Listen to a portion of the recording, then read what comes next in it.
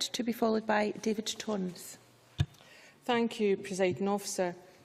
I believe that one of the fundamental values of the Scottish Parliament is transparency in government for the benefit of the Scottish people.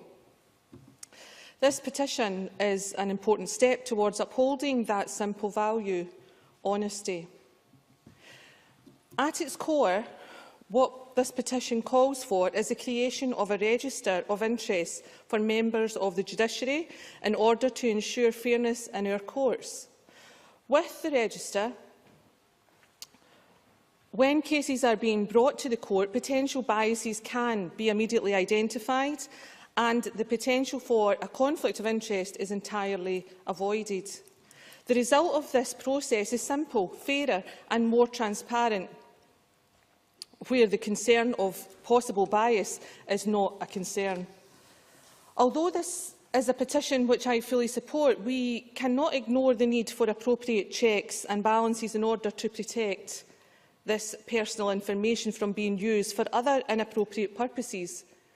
In addition, in seeking to protect the privacy of judicial officials, the register should not be used by a member of the public to contact a member of the judiciary.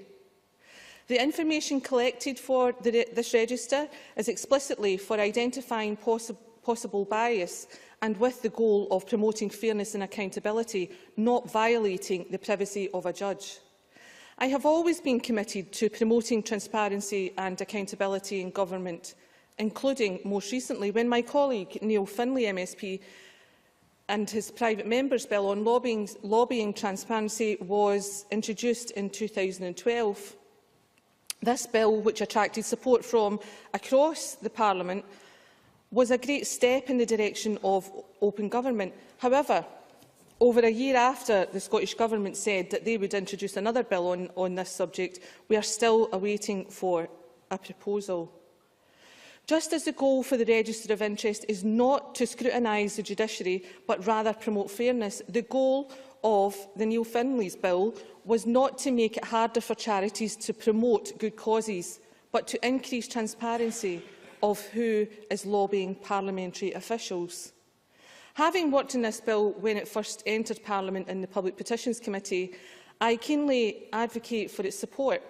It is a piece of work which promotes the simple democratic values of fairness, transparency and accountability.